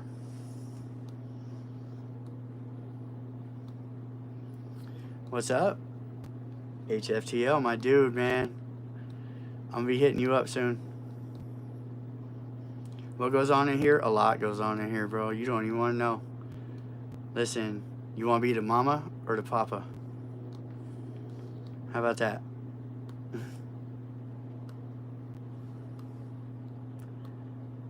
Why do you have a wrench? Hold on. Why don't you have a wrench, sir? Oh, the son. Oh, dear. He took that way weird. Where are you? Here, let's add as moderator. Yeah, there you go. Look at you. Look at you. Now you got a wrench, homie. That just means if somebody And I let people talk shit on the channel, so I don't really care. Ah, shout out, salute temper. That's what's up. Hey man, thank you, I guess. Like when I started doing this, it's like what, COVID, the end of COVID. I was bored. I just needed a hobby and I started telling stories, about all the idiots I grew up with and all the idiot shit that we would do. And, it just turned into this. And it's pretty cool. It's pretty cool because it did it kind of effortless. If my life didn't go crazy all the time, and I know you kind of, you will into your life, karma, or energy or shit like that. I know. But if my life wasn't crazy and when I was dedicating myself every day doing this, I was killing YouTube. And I still am doing really well for somebody who's like just putting a story out when I can type of thing. But hey, Summer, yeah, don't ever mention her again. But you're welcome to come find out. Be the first one through the gate, though. I promise. Yeah. That's how she's doing. She's doing wonderful. Yeah. We don't talk about her on here. It's okay. It's okay. I didn't mean to be a dick either. I get very touchy about her. That's my love right there. I love her to death. And I see her a lot. I talk to her every day. And yesterday she told me she loves me more than the trees on the earth and more than the sand on the earth and more than the grass on the earth. And I was like, that was a big feeling yesterday. That was a really big feeling. Because she's getting older and smarter and she's saying things that I don't expect her to say. And when she says something like that, it's just like, oh, you just broke my heart, little girl. But it's dope. When she said that, I was like, Jesus.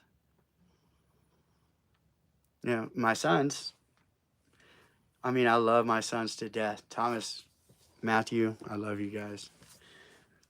They're older, you know what I'm saying? And they're boys. Like, I'm focused on roughhousing with my sons when they were young, like playing and tussling, fighting, football, stuff like that.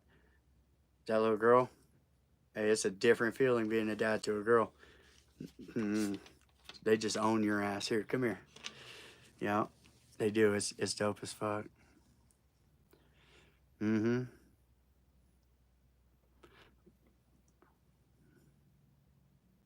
He said, live the calendar. Son, you don't know what the fuck I've lived, homeboy. Better beat feet. I've lived 40 hardcore motherfuckers' lives. I promise you that.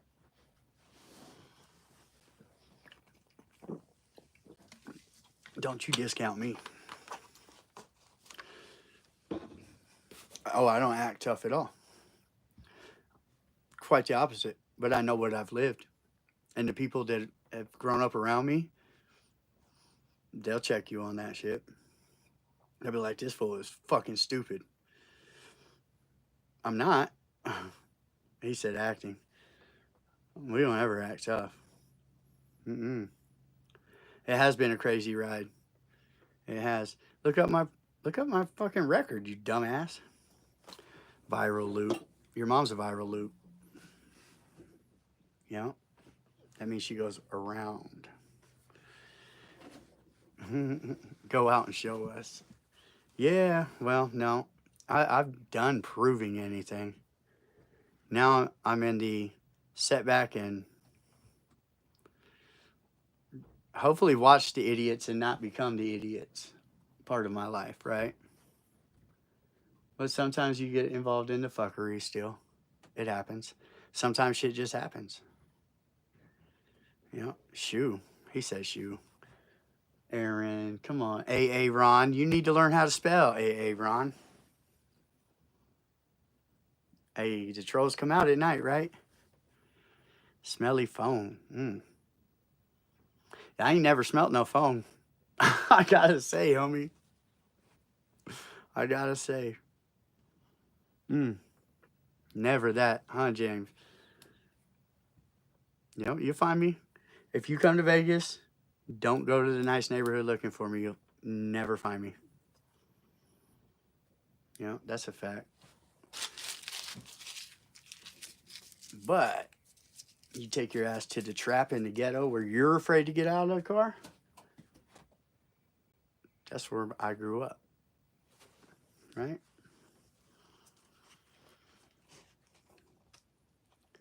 Not a fan of the way I look. Me either. Me either. Yeah. I know. It's hard. It's hard. I look at myself in the mirror every morning when I wake up, dude. And I gotta look in these eyes too, and it's like, fuck, man. Shave your face, don't look in your eyes, Rick. Right? I get it. He said, Jesus loves you. Yes, he does. I told Todd the other day, Jesus doesn't love you, and your pussy stinks. Which came from Ricky Price. He told that to a girl one time. That's the most foul shit I'd ever heard somebody say. Of course, I look wore out. I've had 18 straight months of people dying every other week on me. And, like, not just normal people, right? All while trying to, keep pit bulls from mauling me. And I won't even talk about how that went or the other shit that I can't talk about, right?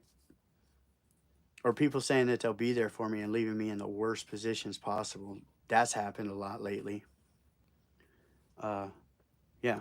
Or trying to stop the blood on some chick's neck because she got into a rollover in front of me and we're the only two on the highway. And all she can do is blink while she dies in my hands, right? Right? Or the dude who burned to death in front of me because I had 15 minutes to get him out of a truck he was pinned in and I couldn't. I look a little worn down though, huh? Man, I should get some sleep then, huh? Fucking lame. Oh, what about the cancer that's killing me also? Fucking goof.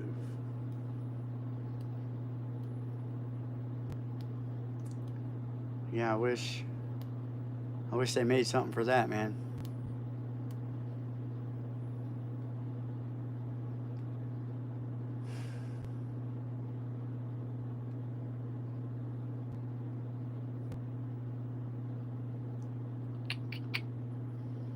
Anna. Not the Anna, but Anna. What's happening? Gabriel, I pride myself on, like, I've never once hit a friend. I ain't gonna mess with a friend's lady unless it's like on that level, like, them, yeah, whatever. But, you know what I'm saying? Like, I try and be a real true friend, and that's harder to find these days. It's real hard to find. You can't find nobody to be around you, it seems like, that ain't plotting and they're just planning. I had somebody close to me for 9 months just pull a savage move on me, and there will be, I'll be feeling that for a minute, and it's soon to come. I got to scramble. I got to find a place to live. I got to do all this shit now. When I've been throwing money at the bills and throwing money at the rent, throwing everything, right? And none of it's been going to where it's supposed to go. It's going to let them move across country while I'm at the store. Yeah, that was a dope move. Left me with their dog too. And I really appreciate that. I really do. Damn.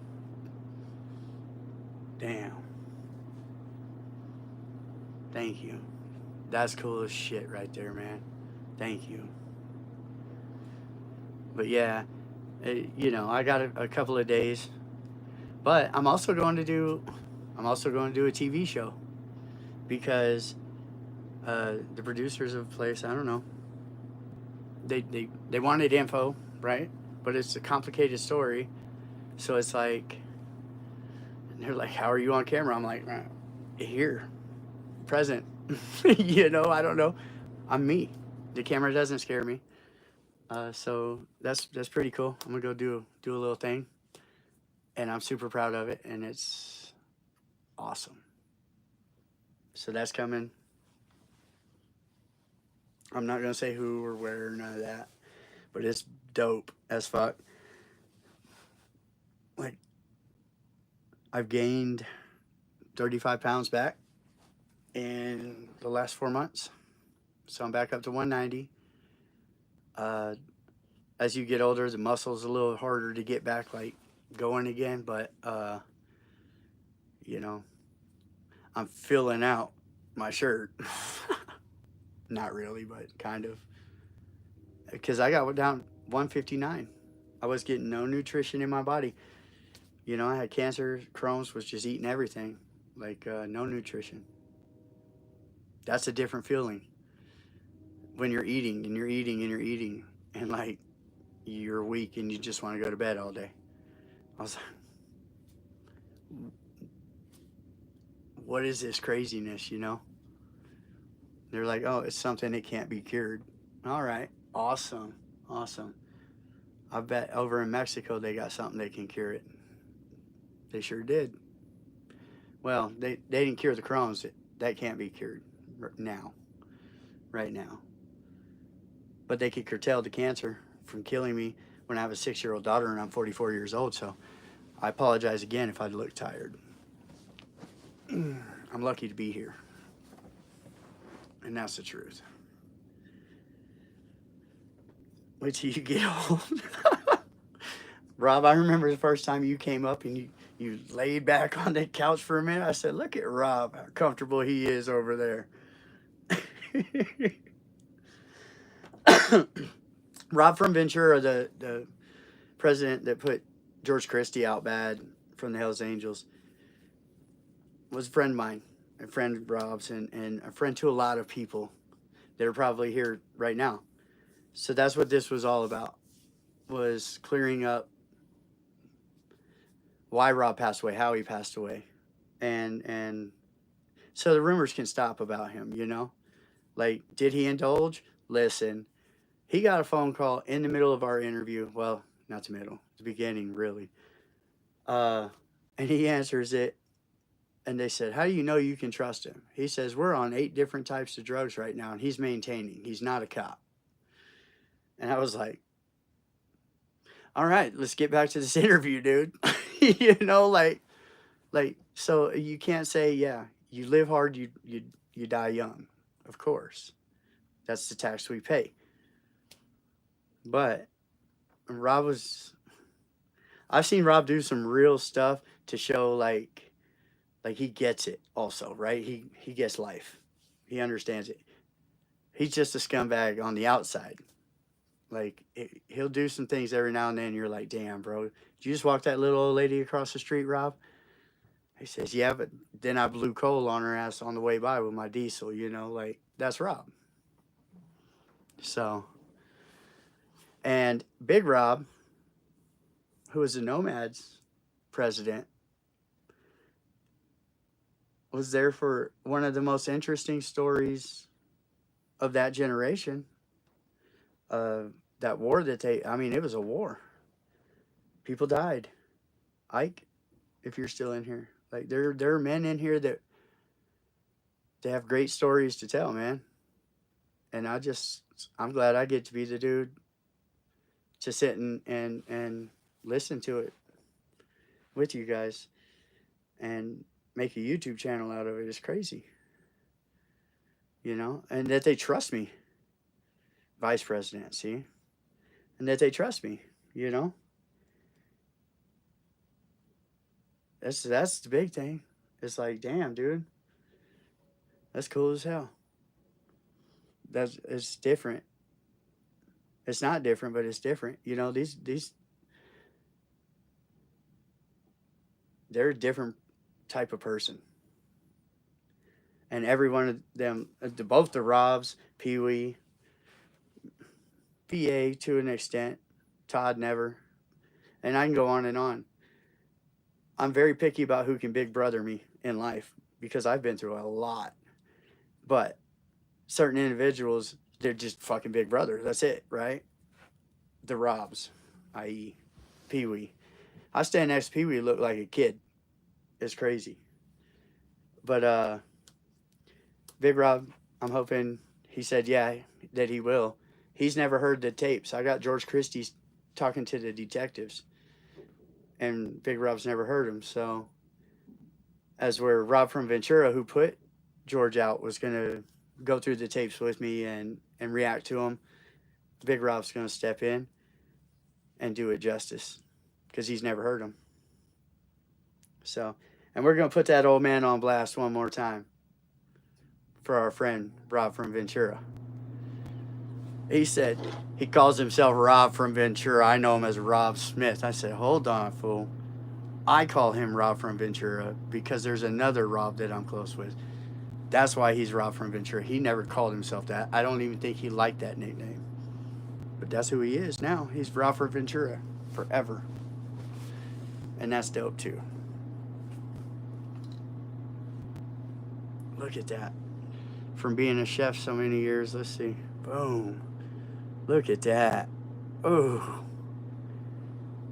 And that's not need to be wiped down. That's splatter from the grill.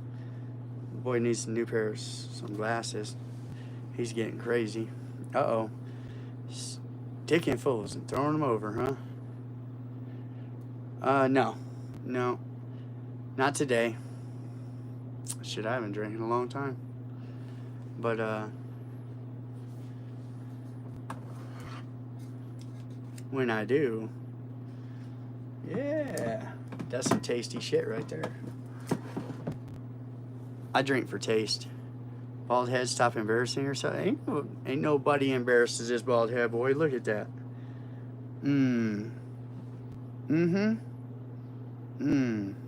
That's right. You keep fucking around, your mom's gonna introduce you as Uncle Rick. Hey, Uncle Rick's gonna hang out for a little while, and I'm gonna make you go to bed and eat your juice, or eat your fruit snacks and drink your juices, and your yoo-hoos. Jack. Still single? Yeah. Buddy, I've turned down more pussy than you've ever seen. You better get out of here with that. I promise. Still single. Boy. I would say you wish you could live my life, but you couldn't. You couldn't. You'd ended yourself like a year ago. But there are perks to my life, and one of those perks is women tend to like me. Yeah, because I make them laugh, and I make them feel safe, and I don't do fuck shit. Glamis was good. Salute. Yeah, the fruit snacks. Right. Oh, wait. I swear to God. Bourbon. See, I'm not a bourbon kind of guy because I don't like. I'm the only guy I know too. All my friends are like, oh, whiskey, bourbon. I don't like that oak barrel taste. That's just not my thing. Southern Comfort, yeah, but that's not really a whiskey or a bourbon. It's its own hybrid, I think. But this scotch over here, I'm a scotch kind of guy now. Like I've graduated to the where I thought people were idiots or bougie because they would like dip their cigar in their scotch and drink just straight scotch. I'm with that. I'm with that business now. Just a nice little. I got that on a cruise ship. It's a Johnny White Walker.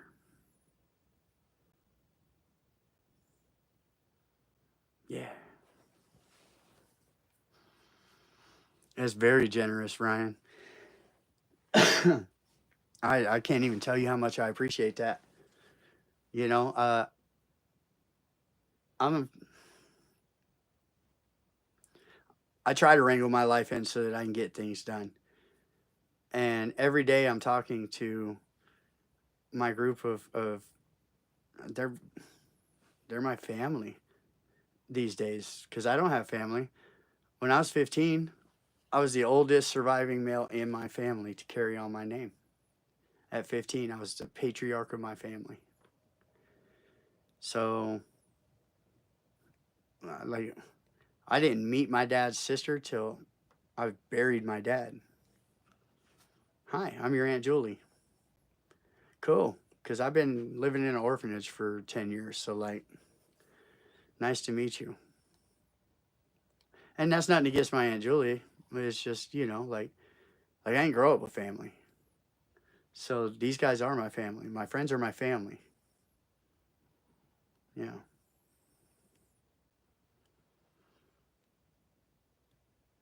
Can't even spell. I can spell. Mm-hmm.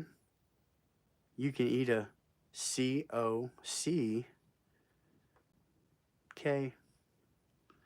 Bye.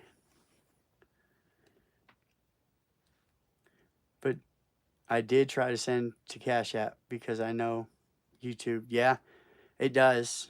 It does. But I never get salty about that either.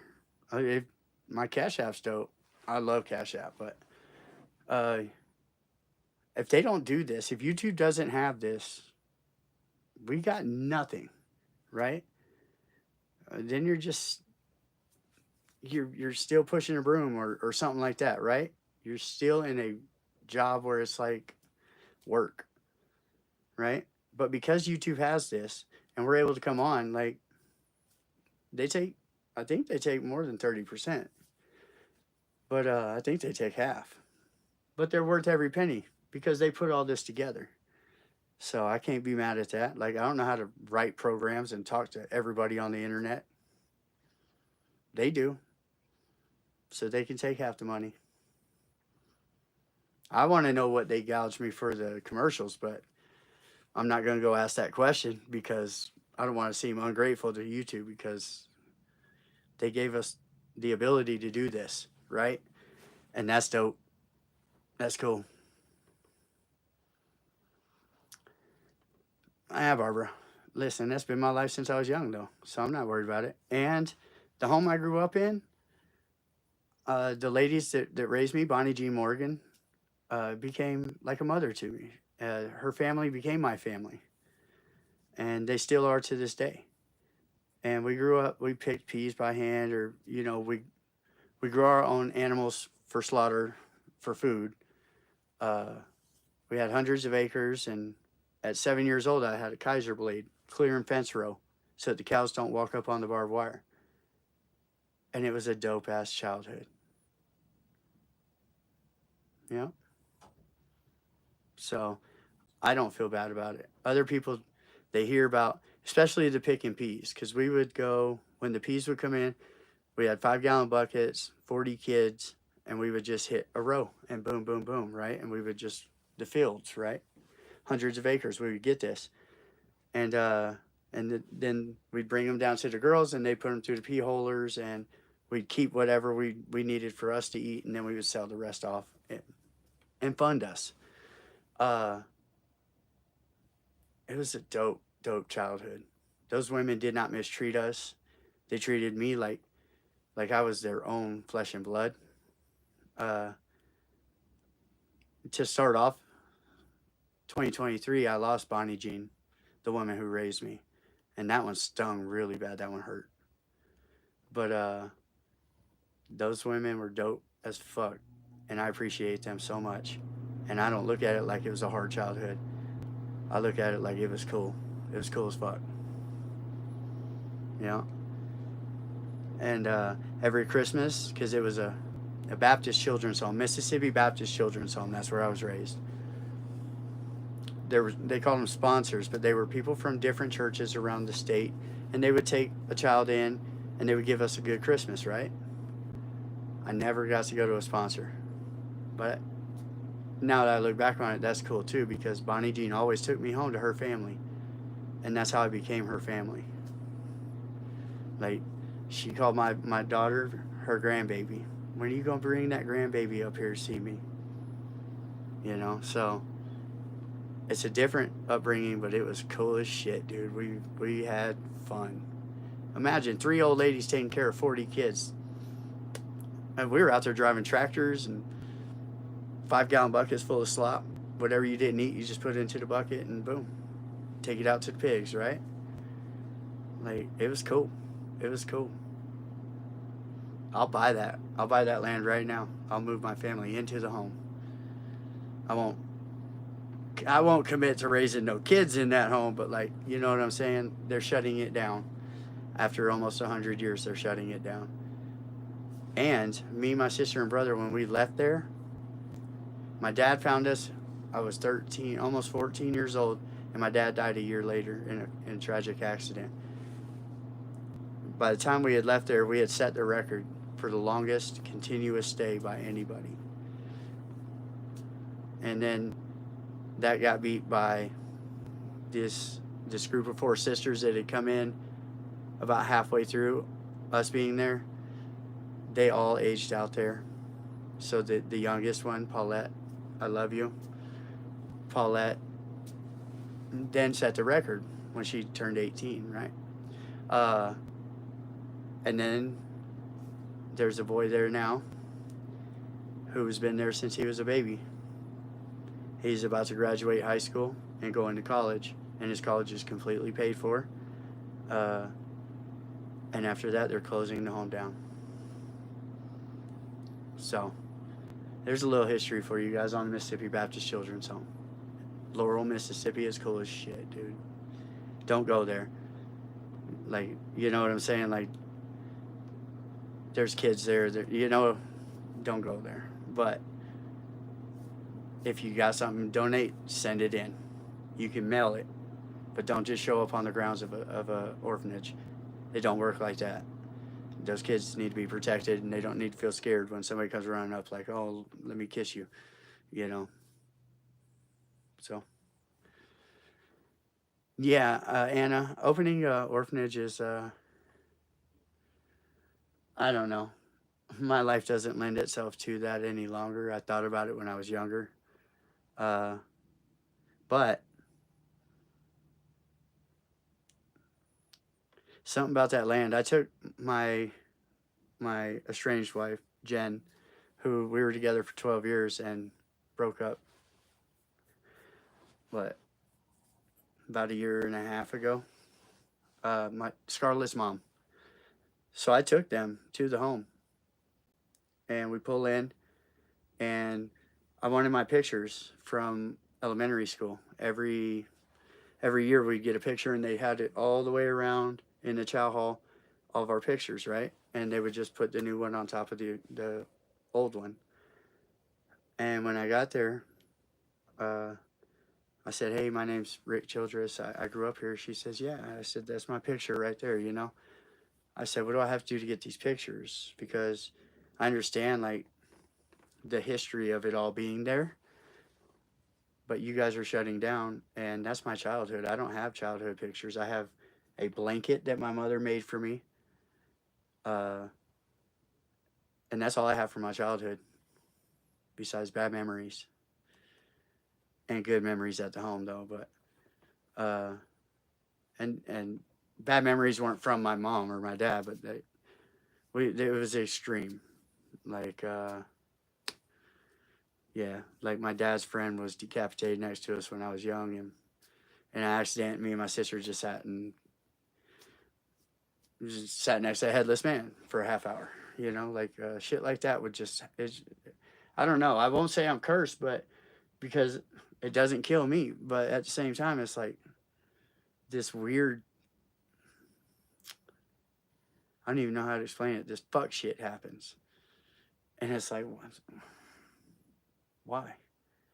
Why can't just life be just normal for a second? Show me 5 years of normal, I'll be a billionaire.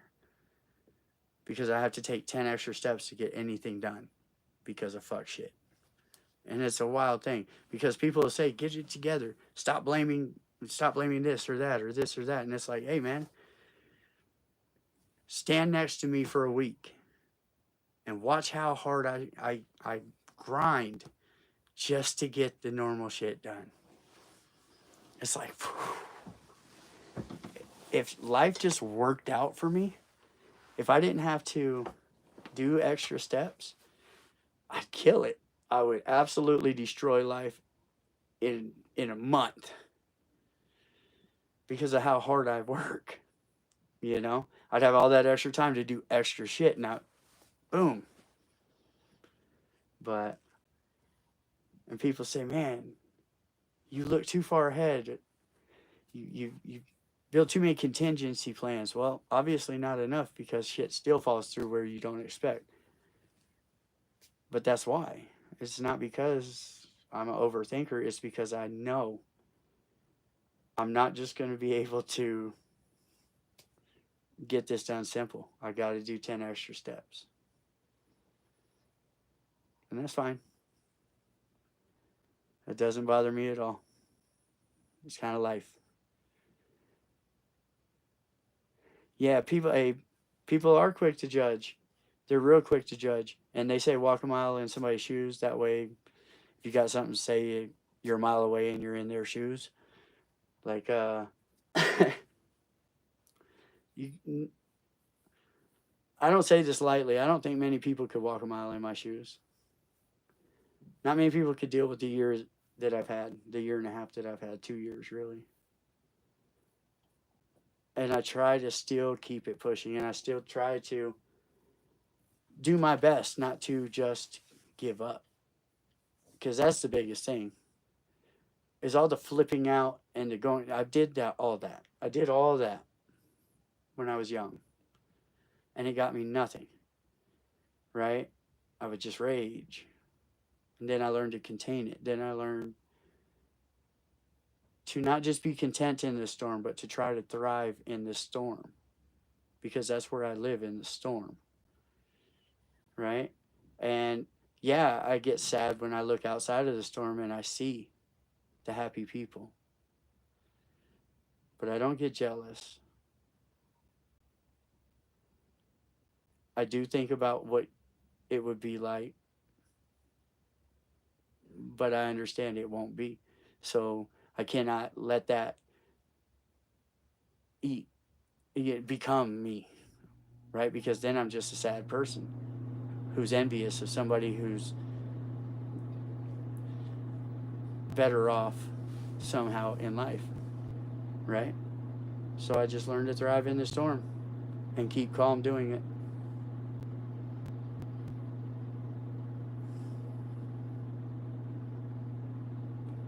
Thank you guys for coming to Vegas Profile Stories.